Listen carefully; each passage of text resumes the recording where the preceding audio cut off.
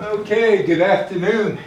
And going back a while, it's hard for me to believe sometimes that 1960 was 64 years ago.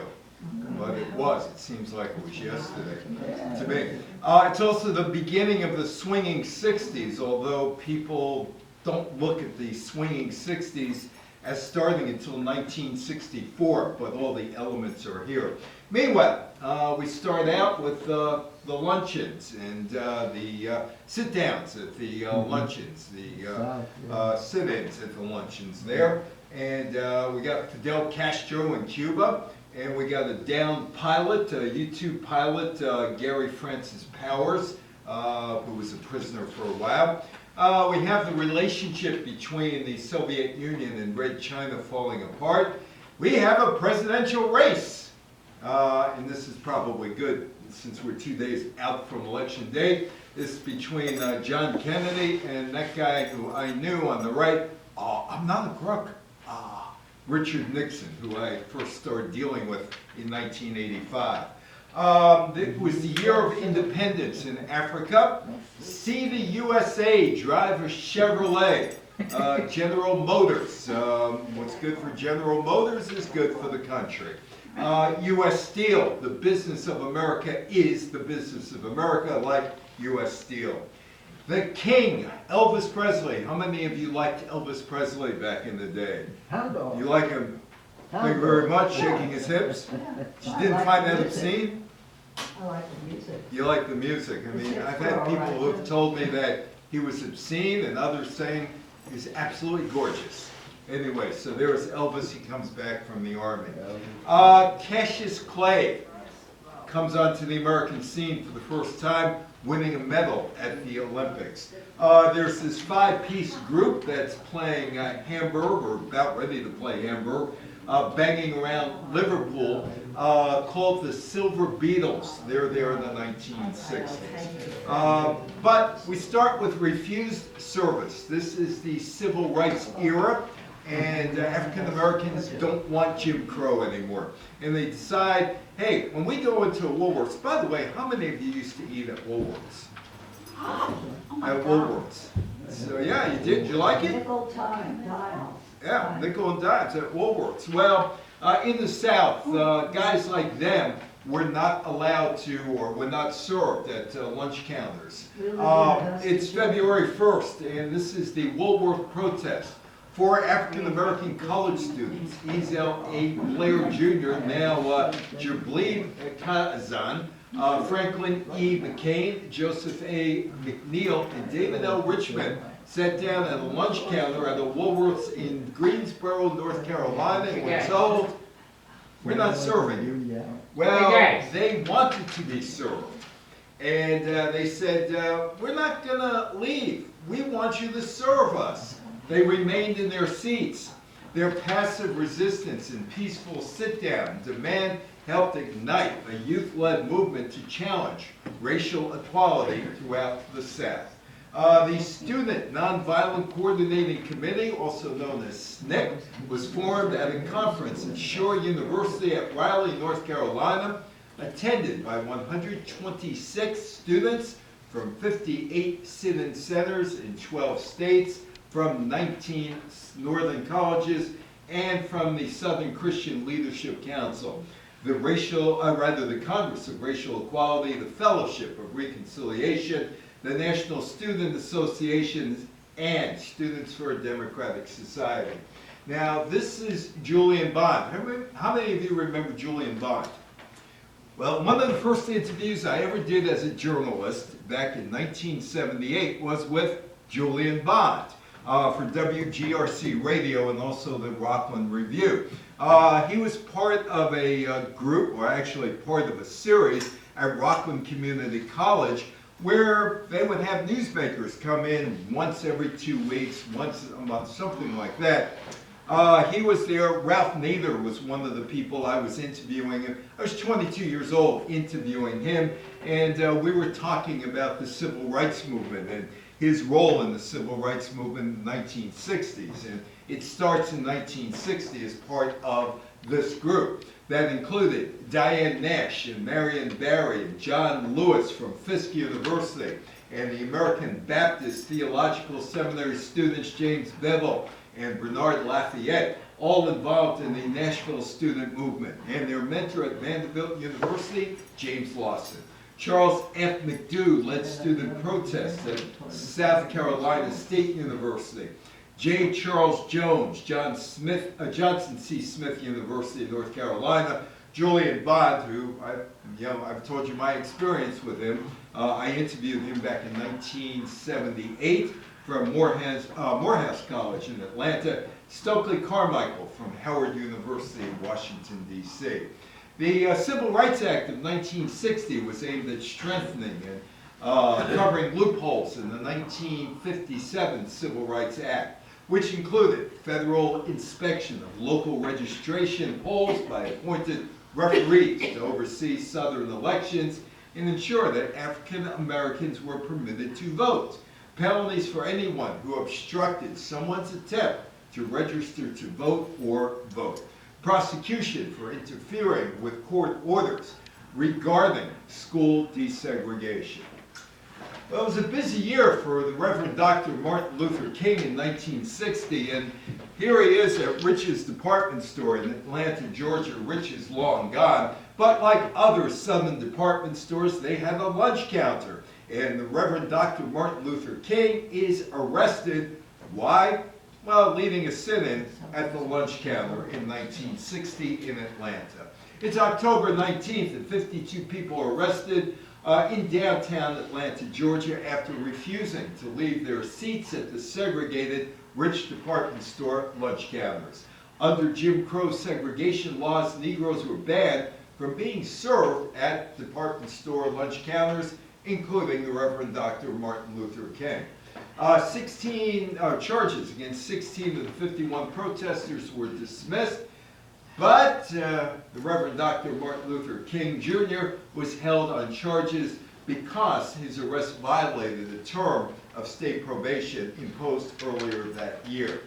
Now, very, very quietly, because John Kennedy is running for President of the United States, and he doesn't want to make a big deal because he doesn't want to offend Southern Democrats, but very quietly, the Reverend Dr. Martin Luther King, who was sentenced to 6 months at hard labor, got some help from John F. Kennedy, who reached out to the King family, and the Kennedy brothers, John and Robert Kennedy, got Martin Luther King's release. This is Ruby Bridges. Anybody hear of Ruby Bridges? She was 6 years old in 1960, and all she wanted to do was go to kindergarten. That is all she wanted to do. But her family lived in New Orleans, right in the middle of the Deep South, and it becomes a problem. At the age of 6, Ruby Bridges advanced the cause of civil rights in November 1960 when she became the first African-American student to integrate an elementary school in the South in New Orleans.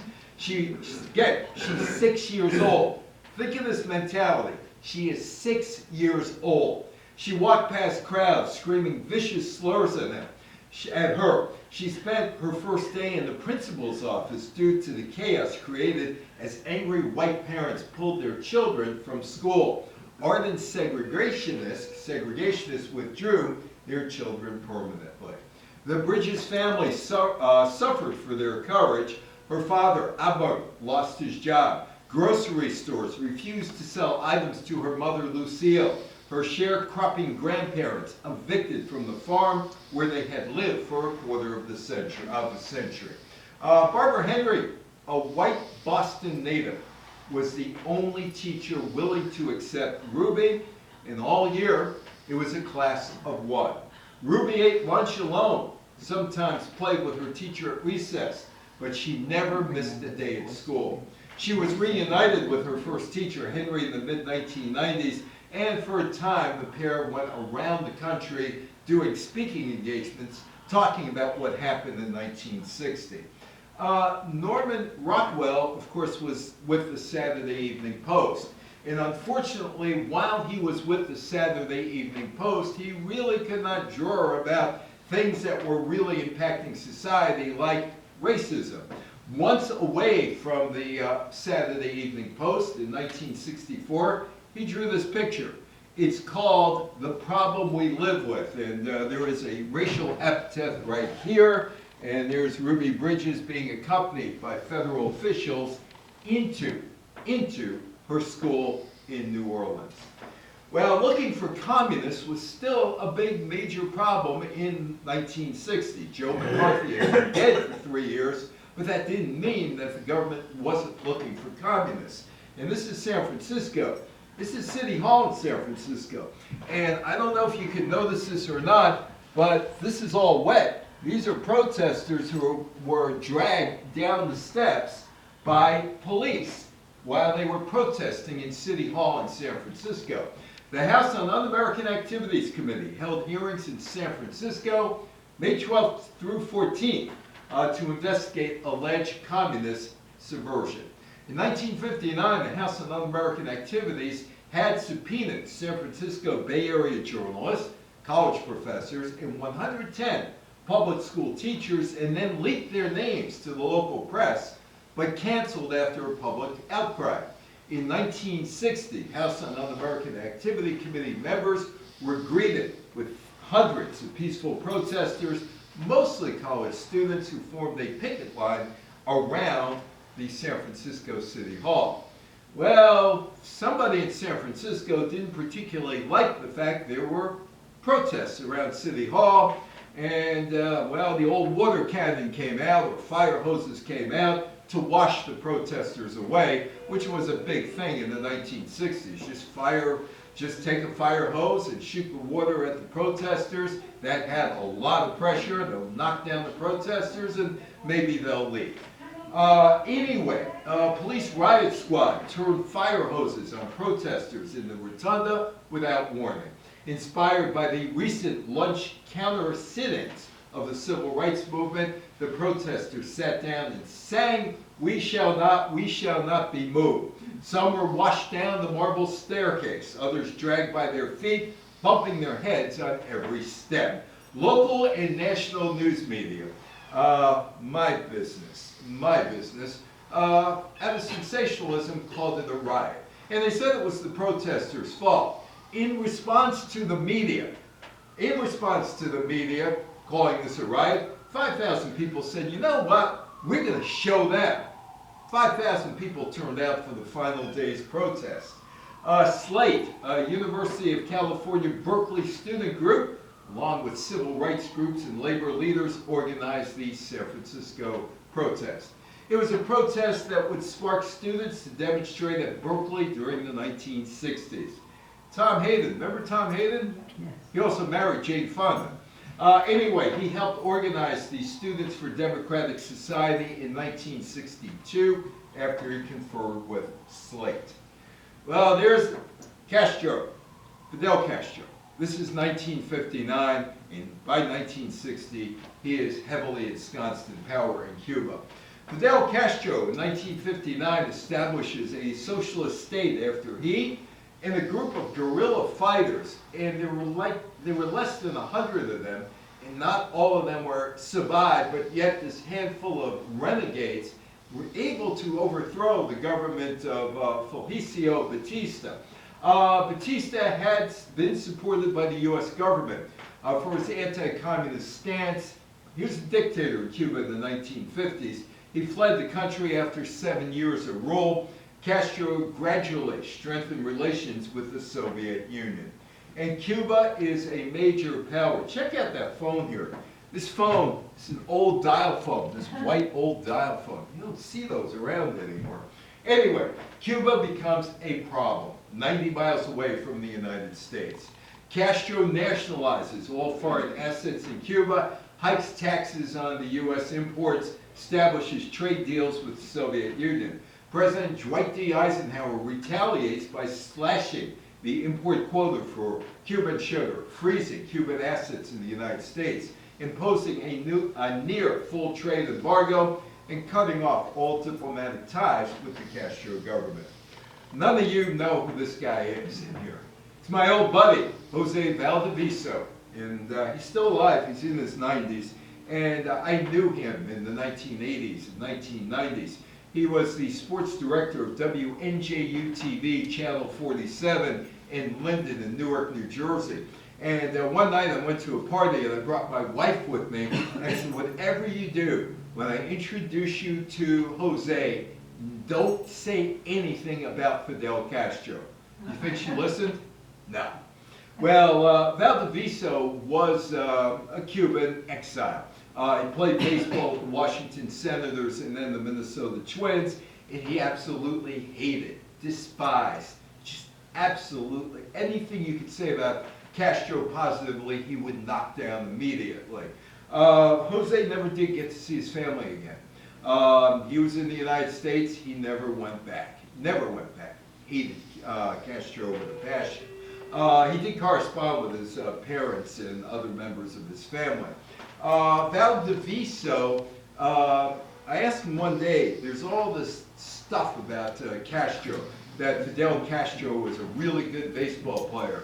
And at some point he had a tryout with the Washington Senators baseball team. And I said, how good a baseball player was he? He said, well, you got to understand one thing.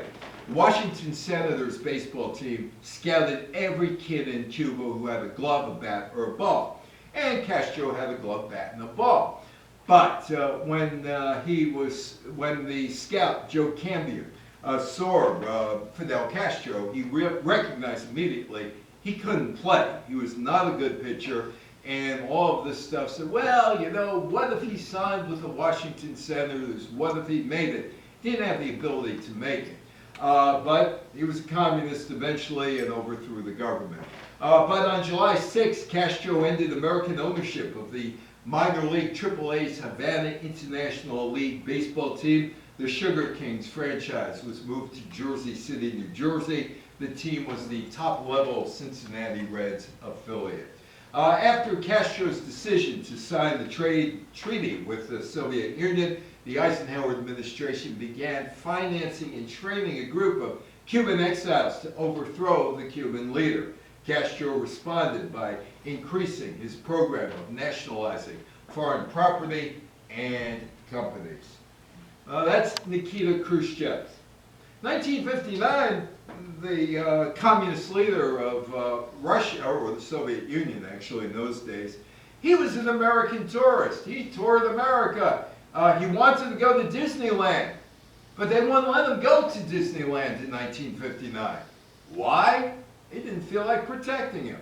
But he went to the Hollywood studios, and well, apparently at the Hollywood studios, he was pinching actresses in the rear end and making lewd comments about them, just like any other tourist who was allowed to go to the movie studios. So, and this is the communist leader. What's he doing pinching the rear ends of actresses?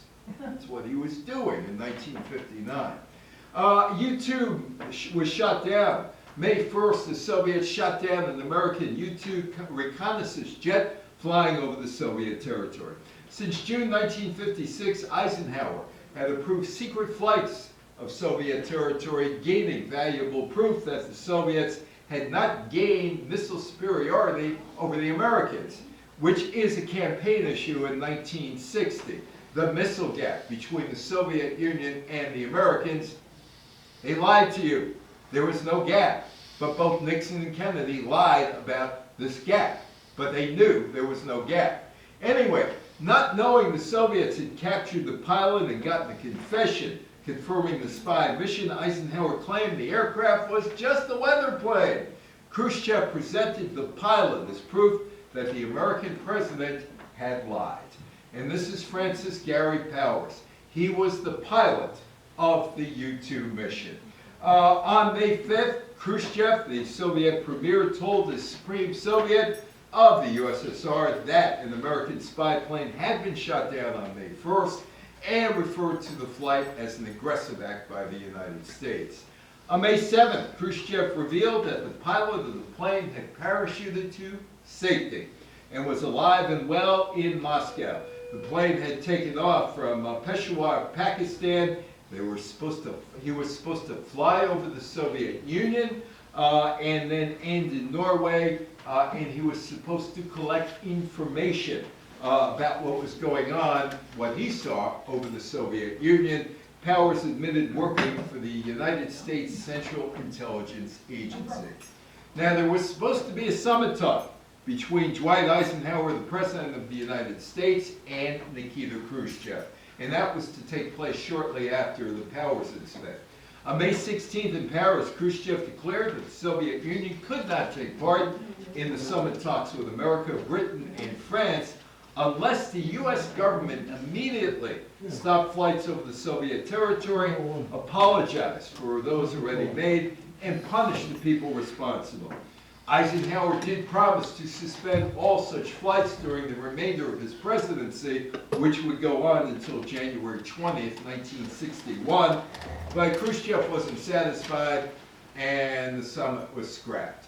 Eisenhower's planned trip to Moscow in June, that also was scrubbed. Eisenhower and Khrushchev had publicly indicated their desire for an easing of the Cold War tensions. The U-2 incident ended that. Powers was tried and convicted of espionage and was sentenced to 10 years in prison. He was released in 1962 in exchange for a Soviet spy by the name of Rudolf Abel. Powers couldn't really get work anywhere after this. He ended up being a traffic helicopters reporter for KNX radio in Los Angeles. One day his helicopter went down and he was killed reporting on traffic in Los Angeles. On September 8th, the German Democratic Republican, or Soviet satellite, East Germany, limits access to the East Berlin, or to East Berlin, for Western Berliners. Well, Khrushchev and Mao Zedong, they get into a philosophical difference. And the Soviets are getting annoyed, as well as the Chinese are getting annoyed. And they're getting annoyed at one another over who had the more pure form of communism. Khrushchev lost face with the People's Republic of China. Remember when it was called Communist China? Remember when it was called Red China? I had a teacher in 9th grade, 1969, Stewie Gates, who made sure, this was social studies, that we referred to China as Red China. That's what it was, Red China. He also left an indelible impression on me about how some women went to college, this is 1969, some women went to college to major in 3 letters. What are the 3 letters? MRS. MRS. I remember that like it was yesterday. How many? Anyway, well, that's another talk for another day. Anyway, the rift started in 1958-59. Mao Zedong did not like Nikita Khrushchev, and he didn't like Dwight Eisenhower, and he didn't like that Khrushchev and Eisenhower were talking to one another, and he criticized the Soviet satellite, Yugoslavia, its leader Tito, and Khrushchev said, well, I don't like Albania. Albania is siding with you. So they're getting into this match. In Bucharest, in Romania, at the International Meeting of Communist and Workers' Parties in November, Mao and Khrushchev respectively attacked Soviet and Chinese interpretation of Orthodox Marxism and Leninism as the wrong road to world socialism in the USSR and China. Mao said that Khrushchev's emphasis on consumer goods, you probably knew about Nikita, pinching the rear ends of starlets, and material plenty would make the Soviets ideologically soft and unrevolutionary. To which Khrushchev replied, if we could promise the people nothing except revolution, they would scratch their heads and say, isn't it better to have good goulash? I don't want to go to performance. How many of you have had goulash? Is it better to have good goulash?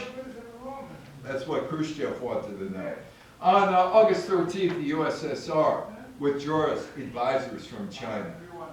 Oh, you're spying on us. Look at this great seal. We know there's a microphone in there. You're spying on us, Nikita Khrushchev. We know, because the microphone is right under the beak of the eagle. We found it. We found it. On May 26th, the Great Seal Bug. The U.S. Ambassador to the United Nations, Henry Cabot Lodge Jr. Say that again. You're Yeah. spying on us. You're spying on us. Anyway, Henry Cabot Lodge unveiled the Great Seal Bug, known as the Thing, before the UN Security Council to counter Soviet denunciations of American YouTube espionage. The Soviets had presented a replica of the Great Seal of the United States as a gift to Ambassador Averell Harriman in 1946. The gift hung in the United States Embassy in Moscow for many years, till 1952. During George F. Kennan's ambassadorship, U.S. security personnel discovered the listening device embedded in the Great Seal. Lodge's unveiling of this Great Seal before the Security Council provided proof that the Soviets also spied on Americans and undercut a Soviet resolution before the Security Council denouncing the United States for its YouTube espionage mission. How many of you remember the story about Nikita Khrushchev banging his shoe? And banging his shoe. Well, he really didn't bang his shoe, but it's a good story anyway. The shoe incident at the United Nations happened on October 12th. Something did happen, but it wasn't him banging his shoe per se. He pounded his fist on the table, and according to some reports, removed his shoe and threatens to pound the table with it in protest against a speech critical of Soviet policy in Eastern Europe. The General Assembly President, Frederick Boland of Ireland, broke his gavel, calling the meeting to order. Khrushchev's image now becomes one of a hot-headed buffoon. His granddaughter, Nina, says there's a different story, and this is the story that she gives. He removed his shoes because he was wearing new tight shoes, only the finest Soviet shoes. When he started pounding the table, his watch fell off, and as he was picking it up, he noticed his shoes and used them. John Longard of Life magazine, who was in the General Assembly, noted that although Khrushchev did not bang his shoe on the table, he certainly meant to do so. How many of you did this? How many of you did this? How many of you did this? Yes. Yeah. Duck and cover, duck and cover, duck and cover. I had a first grade teacher in 1961, Mrs. Topar. I said, why am I doing this? Get under there. Mrs. Topar was about 24 years old, first year teaching, and she met me, which kind of ruined her life. You know, on my report card, she said that Evan's trying to take over the class. Can you imagine that? Me, as a 5-year-old, trying to take over the class after I was thrown out of kindergarten? So anyway, she says, get under the table. And shut up, get under the table. Well, if we're going to die in the nuclear holocaust, why don't I just stand up? Well, years later, I was told the reasoning for this. One was, you're closer to the ground, radiation rises. So you have a chance at surviving. The other thing, if you're ducking and covering like that, the shrapnel is going to hit you, but it's not going to hit you in the head. It'll destroy your arms, but at least you'll have your head. Duck and cover is a method of personal protection against the effects of a nuclear explosion. Ducking and covering is useful at conferring a degree of protection to personnel situated outside the radius of the nuclear fireball, but still within sufficient range of a nuclear explosion that standing upright and uncovered is likely to cause serious injury or death. Well, there was a war in Vietnam going on, but the Americans who were in Vietnam, well, they came from the United States Military Academy, the Naval Academy, Air Force. They were enlisted people. No draftees were going to Vietnam. So at that point, since no draftees were going to Vietnam, it was not a point of contention for most people in 1960. But there were Americans who were dying in 1960 in Vietnam. The U.S. was already in the region, conducting operations in nearby Laos to support the Laotian government. The domino theory: if one Asian country falls to communists, all of them will. The United States announces that 3,500 soldiers would be sent to Vietnam. On November 12th, a coup against South Vietnamese President Diem. Diem's the only guy in the world who's preventing South Vietnam from falling to the communists. So the United States has to prop him up. Anyway, the coup against him fails on December 20th. Southern revolutionaries, backed by the North Vietnamese Communist Party, formed the National Liberation Front, known in Saigon and in Washington and to you as the Viet Cong. Remember the Viet Cong from the day? There you go. The presidential race. These two guys got to Congress together in 1947.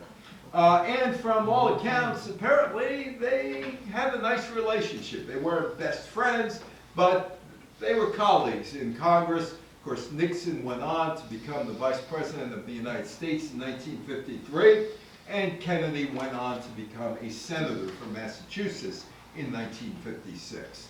The Democratic field in 1960 for the presidential nomination included Kennedy from Massachusetts, Governor Pat Brown of California, the United States Senator Stuart Symington from Missouri, the United States Senator Lyndon B. Johnson from Texas, the former Illinois Governor Adlai Stevenson, who lost the 1952 and 1956 presidential election, the United States Senator Wayne Morse from Oregon, and United States Senator Hubert Humphrey from Minnesota.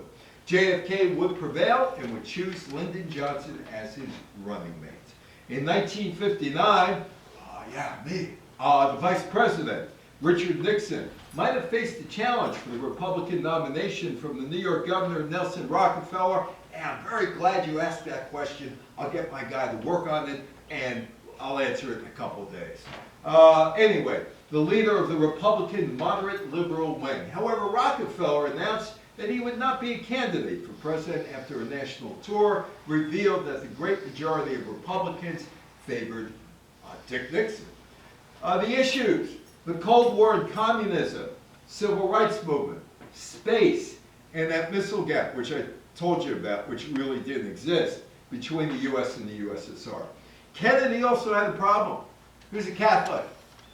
And being a Catholic didn't help him, nor did it help Al Smith in 1928. Questions were raised about Kennedy's ability to place national interests above the wishes of his Pope. Also, age and experience. Both men were born in the 20th century, and they were young. Nixon had been president since 1953. Both JFK and Nixon had been in Washington since 1947, when they were both sworn in as congressmen. And this is the dynamic that would change presidential elections. Now, I was only 4 years old when this happened, but when I was in college, I had to watch this debate and I had to listen to this debate. My professor, Dr. James McCarthy at Ramapo College, said, "You're the only one in my class that I know is going to be in the journalism business. So, you are going to go to the library.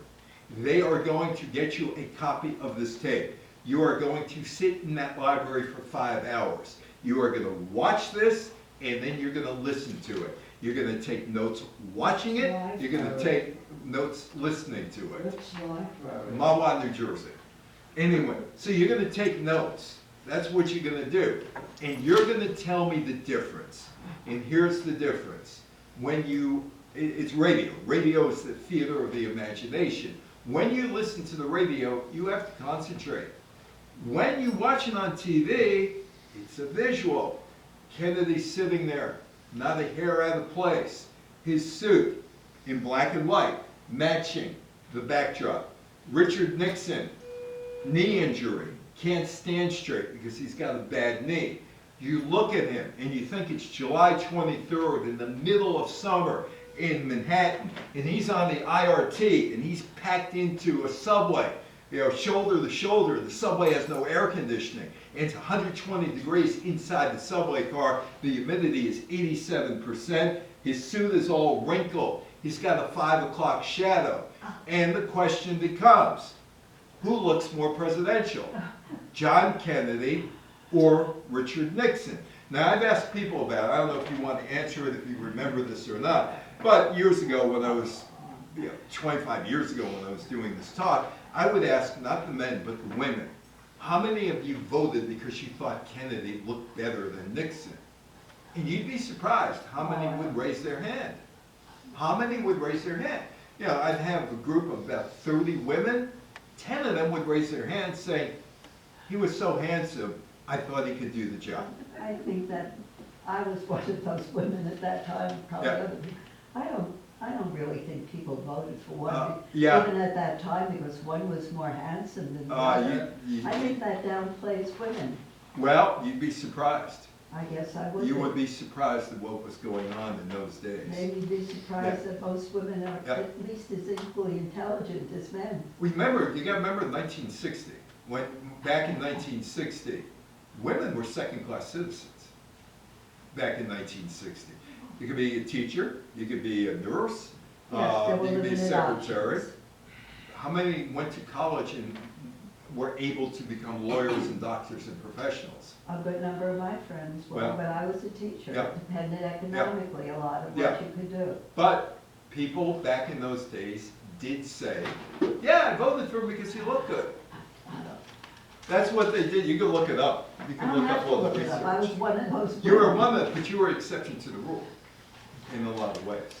But anyway, getting back to the debate. Kennedy arrived for the Chicago debate well-tanned and well-rested from Florida. Nixon was recovering from a knee injury he suffered in North Carolina campaigning. JFK was extremely comfortable before the camera. After all, his father ran a movie studio. Nixon was nervous. He sweated profusely under the hot lights. He had a 5 o'clock shadow. He never gained his composure at that debate. Now, there would be 3 more debates after that, and he learned his lesson from that. But JFK's suit matched the backdrop at the Chicago CBS studios. Image is everything. Image is everything. Radio listeners of that first debate narrowly awarded Nixon a victory. But the people watching on television believed Kennedy won by a wide margin. Nixon would look better in the next 3 debates. The first Kennedy-Nixon debate changes politics. Television becomes a great political force. Why? Visuals. Visuals. And they never let that happen again to any of the candidates in the debates. They said, you better look your best. Everything had to be sharp, all because of visuals. The 1960 presidential race was highly contested. JFK won by a narrow margin. Nixon conceded, but that's not the end of the story. A group of politicians were not happy and decided to contest the race. The group was made up of were white conservative electors from the South who opposed JFK's liberal policies, especially his support for civil rights for black Americans. The 1960 and the Electoral College. Republicans claim, stop me if you've heard this before. Republicans claim there was voter fraud in 11 states and filed suit in 2 of them, Texas and Illinois, which Kennedy won by fewer than 9,000 votes. The suit in Illinois charged that the Democratic stronghold of Cook County had dug up Kennedy voters from the cemeteries of Chicago. The judges threw out both suits. Nixon took no part in the vote challenges and told a reporter, our country cannot afford the agony of a constitutional crisis. Well, what was the plan? The plan was simple. Topple JFK if possible. If you can't do that, discredit him. You know, have people think that he's an illegitimate president. And this was the plan. Electors from Alabama and Mississippi would not cast their votes for Kennedy, who won both states. Mississippi's 8 electors and 6 of Alabama's 11 electors were unpledged. The electors lobbied their counterparts in other states to aid and abet their plan. Plan A for the electors from 11 southern states was to use their clout to persuade Kennedy to stop aid to communist countries and support states' rights. In other words, keep Jim Crow in place. If Kennedy refused, the electors would move on to Plan B, a resolution calling for the reversing of the position of candidates in the election. That is, Vice President-elect Lyndon B. Johnson of Texas would be the president, and John Kennedy would be the vice president. Or this guy, Harry Byrd, would become the president of the United States if somehow all of this maneuvering could take place. That was Plan C. Republican electors from all 50 states would meet in Chicago to pick a president from a list of outstanding Southern men. Among their choices, Virginia Senator Harry Byrd. The segregationist governors, Orville Farbus of Arkansas and Ross Barnett of Mississippi, and the Georgia Senator Richard Russell. Byrd received 15 electoral votes for president in the 1960 election, and the unpledged electors from Mississippi, Alabama, and Oklahoma cast their votes for him rather than Kennedy. This was to cast doubt over Kennedy's victory and to create a perceived perception, that somehow John F. Kennedy had a presidency that was illegitimate. The results stood. John Kennedy got 303 electoral college votes, 34,227,096 votes. Nixon, the Republican, 219 electoral votes, 34,107,664 votes. Harry Byrd only got 116,248 votes, but he got 15 electoral college votes. That was the guy they wanted to install as president of the United States, a guy that got 116,000 votes. That was the goal. Now, there was independence for 17 African colonies in 1960. Between January and December, 17 sub-Saharan African nations, including 14 French colonies, gained independence from their former European colonists. At the end of 1945 and World War II, Africans involved in pro-independence movements put pressure on colonial powers like France, like Great Britain, reminding them of their promises to secure their support in the war effort. The colonizing countries, chaperoned by the United States, were obliged to let their countries go. Harold Macmillan was the Prime Minister of Great Britain, and he had a speech called The Winds of Change.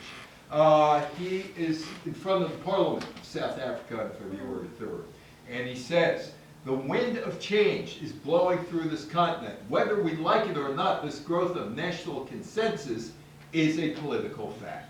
Macmillan spent a month in Africa visiting a number of British colonies. The speech signaled clearly that the conservative-led UK government had no intentions to block the independence to many of those territories. And there is Macmillan. As a fellow member of the Commonwealth, it is our earnest desire to give South Africa our support and encouragement. But I hope you won't mind me saying frankly that there are some aspects of your policies which make it impossible for us to do this without being false to our own deep convictions about the political destinies of free men, to which in our own territories we are trying to give effect. I did a TV show back in 1984. It's not around anymore. The tape was destroyed, and that's a long story. But on the show was one of the guys who caught Adolf Eichmann in Israel in 1960. On May 23rd, the Israeli Prime Minister David Ben-Gurion announced that Nazi war criminal Adolf Eichmann has been captured and will stand trial in Israel. Eichmann, the Nazi SS officer who organized Adolf Hitler's final solution of the Jewish question, was seized by Israeli agents in Argentina on May 11th, smuggled to Israel 9 days later. This guy said on the show that Eichmann was hiding in plain sight. Everybody knew he was there. They knew his kids. Wasn't a problem. Nobody bothered to turn him in. The Israelis knew where he was, and they were able to pick him up without any problems. Eichmann was sentenced to death, hanged on June 1st, 1962. One of his kids expressed regret for what he did during World War II. His other kids were Nazis, just like the father. The United States experienced phenomenal economic growth after World War II ended in 1945. The war brought prosperity, and in the post-war period, the United States consolidated its position as the world's richest country. The business of America included a strong automobile industry along with a vibrant steel industry. America had no competition after the war. Tell them Groucho sent you. Go to your DeSoto dealers and get a DeSoto. The automobile industry was partially responsible as the number of cars produced annually quadrupled between 1946 and 1955. There was a housing boom. Let me ask you a question. How many of you started life in a city and ended up in the suburbs? Where'd you come from? Originally, I was born in Brooklyn. Brooklyn? We lived in Queens, Yeah. and then we went out to Nassau. Nassau County, okay. And you, back there?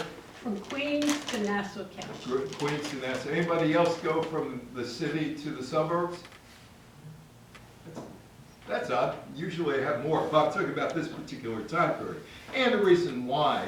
A housing boom stimulated in part by easily affordable mortgages for returning servicemen, the GI Bill. I don't know how many of you benefited from the GI Bill in this room, but I'm pretty sure a lot of you did. The rise in defense spending as the Cold War escalated also played a part.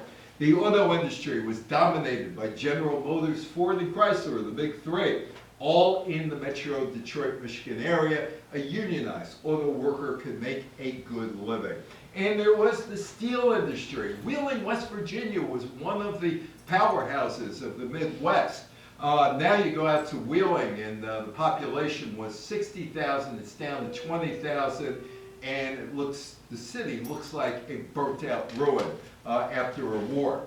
The steel industry in the United States prospered after World War II, while the steel industries in Germany and Japan lay devastated by Allied bombardment. Between 1948 and 1958, American steel mills employed nearly 700,000 workers. American steel mills were producing steel at a furious pace, making more than half the world's steel in the late 1940s and 40% of the world's steel throughout the 1950s. And Americans are on the move. A model home. This one is called an exhibit home. And basically what it says is, come on down, take a look at it, and you got a GI, you're on the GI Bill? Hey, we can give you a mortgage. House is maybe $5,000. You can work it out. And a lot of people did. A lot of people went to the suburbs. Fewer workers produced goods, provided more services. By 1956, a majority held white-collar jobs, working as corporate managers, teachers, salespersons, and office employees. Some firms granted a guaranteed annual wage, long-term employment contracts, and other benefits. But farmers faced a tough time. Gains in productivity led to agricultural consolidations. Farming became big business. Family farms found it difficult to compete, and more farmers left the land. Rust Belt industries such as General Motors and U.S. Steel dominated their industries and among the biggest and most profitable businesses in the world. The Rust Belt was an economic giant at the time, accounting for more than half of all manufacturing jobs in 1950 and about 43% of all U.S. jobs. The Rust Belt's decline may have started, though, in the 1950s when the region's dominant industries faced virtually no product or labor competition and therefore had little incentive to innovate or become more productive. Companies like Datsun and Toyota were studying the car industry in the United States, trying to figure out how to make a better car. Well, these guys, well, what they did was count the money. Oh, look at Eisenhower and Dick Nixon. Yeah. By 1960, the gross national product, which measured all goods and services, had topped $500 billion, firmly established, which would be $5 trillion today, firmly establishing the United States as the richest and most powerful nation in the world. But America was in a recession in 1960. The good times are coming to an end. But the 1960s, which doesn't really become the swinging 60s until 1964, well, the seeds are planted in 1960. Thank you very much. Elvis comes out of the Army. On March 5th, Sergeant Elvis Presley was honorably discharged from a 2-year stint in the U.S. Army. He remained on reserve service but wasn't called up again. He had been drafted in 1958. Elvis quickly returned to performing and was seen nationally on the Frank Sinatra Show on ABC on May 12th. The Silver Beatles, John Lennon, George Harrison, Pete Best, Paul McCartney, and Stu Sutcliffe. The formation of almost of the group that would become worldwide sensations a couple years later. Silver Beatles was one of the early band names before the Beatles. John Lennon wanted a name that sounded English. He wanted the Crickets, but Paul McCartney, laughing, said, "I think that's already taken," by Buddy Holly. It was Stuart Sutcliffe who suggested they call themselves the Beatles. On August 18th, the Beatles give their first public performance at the Indra Club in Hamburg. John liked it, but quickly changed it to the Beatles and then to the Beatles because it had the word beat. The Silver Beatles was the name that stayed with them throughout most of their Hamburg tour. Muhammad Ali, it's known as Cassius Clay. He's 19 years old back then, and he's at the Olympics. Muhammad Ali, known as Cassius Clay, defeats Zbigniew Przeciwkowski of Poland to win the gold medal in the light heavyweight division at the 1960 Rome Olympics, September 5th. Well, this is a story on itself. At one point, Clay might not even make it to Europe, even though he had to be convinced to fly from Louisville to San Francisco for his Olympic trials. Clay hated flying and told his longtime trainer he would rather skip the trip than get on a plane for another long flight. Eventually, Clay was persuaded, but he purchased a parachute, and he wore the parachute the entire flight over the Atlantic Ocean. What was he worried about? The plane crashed, he was going to parachute out? What if it crashed at night? They won't find him.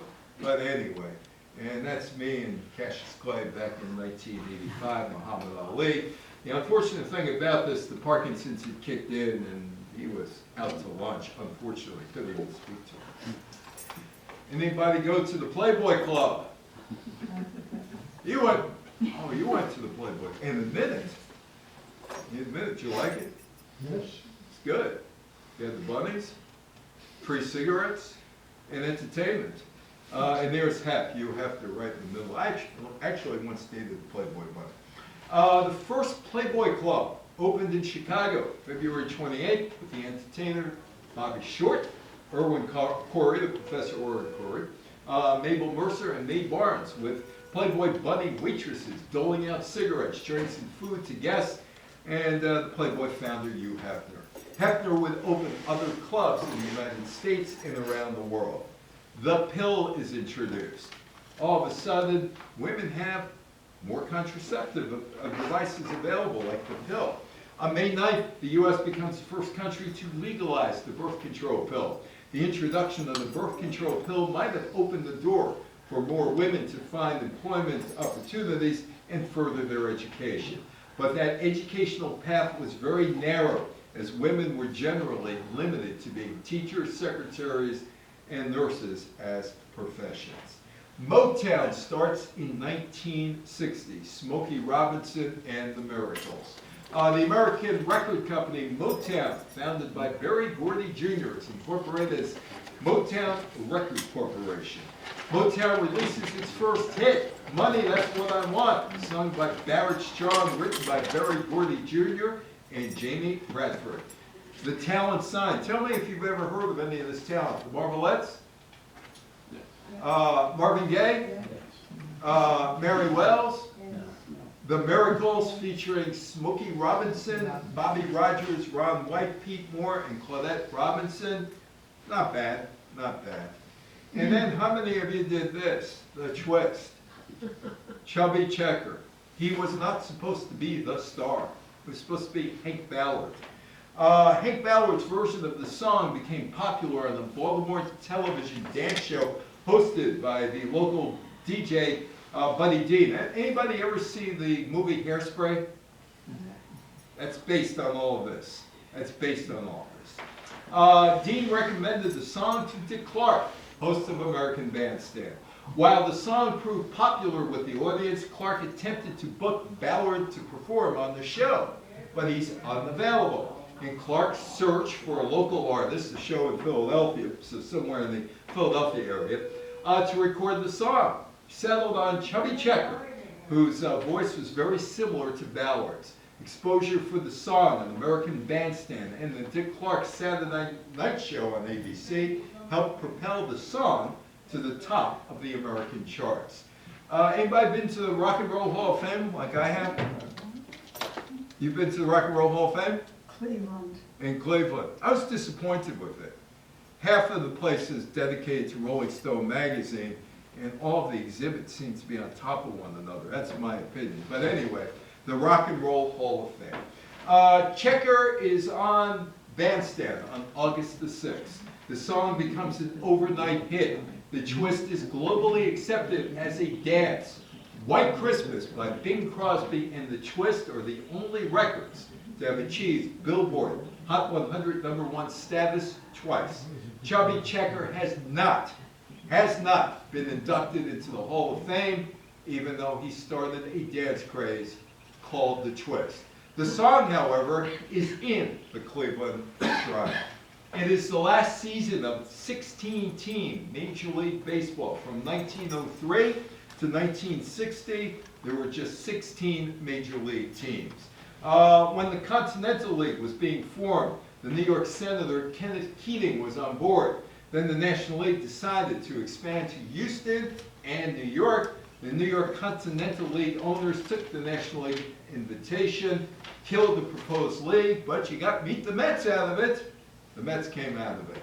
The American League reacted to the National League expansion by putting a team in Los Angeles. The league also moved to fill the gap in Washington after Calvin Griffith moved his Washington, D.C. franchise to Bloomington, Minnesota. This is me back in 1986.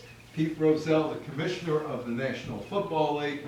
We're covering the USFL-NFL trial, and apparently somebody said something funny because I'm laughing and Pete's laughing. In 1959, Lamar Hunt forms the American Football League. In January, Pete Rozelle is named the commissioner of the National Football League, and the league is no longer a mom-and-pop store operation. The NFL expands into Dallas, and CBS throws in $500,000 to help move the Chicago Cardinals franchise to St. Louis on March 9th. On October 30th, how many New York Giants fans are here? You're the only one? So you must remember Sam Huff. Oh, sure. Oh, sure. Went to Washington. But he was with the Giants. He was. Yeah, he was the first NFL player ever on the cover of Time magazine. Defense, defense, defense. Anyway, 30-minute CBS documentary titled The Violent World of Sam Huff, narrated by Old Iron Pants, Walter Cronkite, provided America with a close-up look at pro football. Well, the legacy, the Cold War continues today. It's U.S. and Russia. 1960 would usher in a change of culture, including how presidential candidates use television. Vietnam would become a major problem. Castro's influence continues to grow. 2021, Raul Castro turned control of Cuba's Communist Party over to Miguel Diaz-Canel. Apartheid in South Africa would become a global issue. And I heard about this one, even though I grew up in the 1960s, but I was a good kid, that's what they wrote in my high school yearbook. You're a nice boy. Hugh Hefner apparently would influence many growing boys in the 1960s. Any questions, any comments? It is your turn to talk. Anybody about 1960? Nobody?